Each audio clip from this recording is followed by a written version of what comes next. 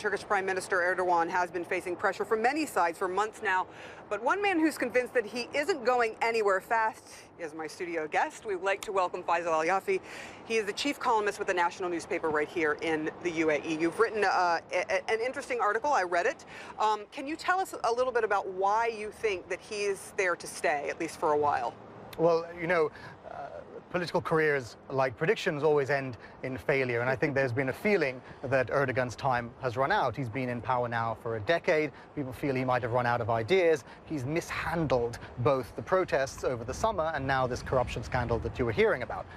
But I don't think, given the situation at the moment, and given that there's going to be a presidential election later in this year, I don't think that Erdogan is going anywhere. I think that he will stand for the presidency, and I think he still remains the single most influential politician in Turkey today. You can't see anybody else garnering the popular vote in the elections like you can see him doing it. Right, and I mean, as president, you certainly can. You don't hear anyone else's name either in that country. So obviously, we have to always wait and see with predictions. But an interesting look at it. Now let's turn to Iran.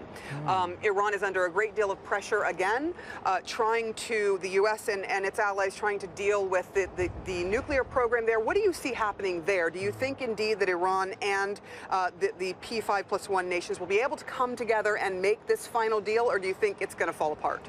Well, the short answer is I think it will fall apart. It's been 6 weeks now. We're 6 weeks into this interim 6-month agreement. And I don't think in 2014 you will see the end of the program. And the reason for that is that there are sort of 3 levels to it. There is the political level, where you have the Gulf states, Saudi Arabia in particular, the Israelis, other regional countries very concerned about what this deal will have. You have philosophical questions about whether the Iranians have the right to enrich uranium.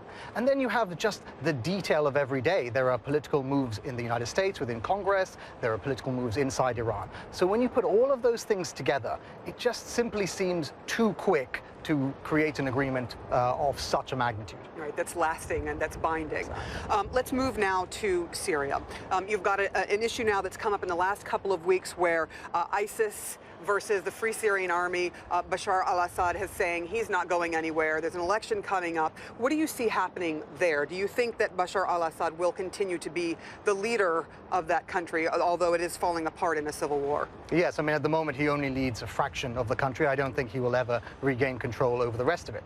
What I have said is that I don't think anybody can stop him from standing for election. Now, that doesn't mean that he's going to be the president. It doesn't mean that he's going to win anything like a mandate, because he has already lost legitimacy. But it does mean that the political opposition inside the country, outside of the country, the international community has to find a solution to Assad, because he is not going anywhere. The idea that he could be toppled by force, we have to put that to one side, and we have to now find a political solution which recognizes the reality on the ground.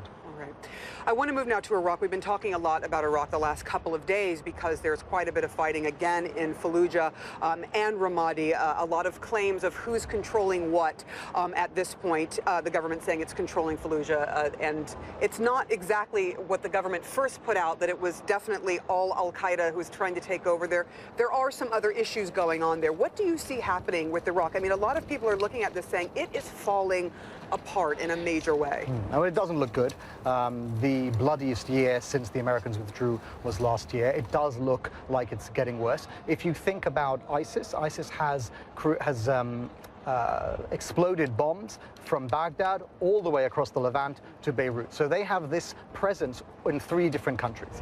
Iraq faces an election this year, and I don't think that they are going to be able to have a consensus candidate who can split this sectarian nature of the dialogue and bring about a unification. That's the biggest problem. The situation in Ramadi, the situation in the whole of Anbar province has been exacerbated by Nouri al-Maliki. It's been exacerbated by his prime ministership and by his privileging of one particular sect over the other. I do want to ask you if you think, in both Syria and Iraq, if you think we're going to start seeing bits and parts of this try to separate, try to move away for real. Well, I hope not. I mean, I don't believe that the Middle East needs any more separation. There are already these different countries. They can barely hold together. I'm not sure that creating all these different statelets is going to work. What I do hope will happen, and this is part of what I say in the essay, I'm always I'm always positive about the region, not because of the politics, but because of the people. And if you look at a place like Lebanon, despite dire predictions, has held together.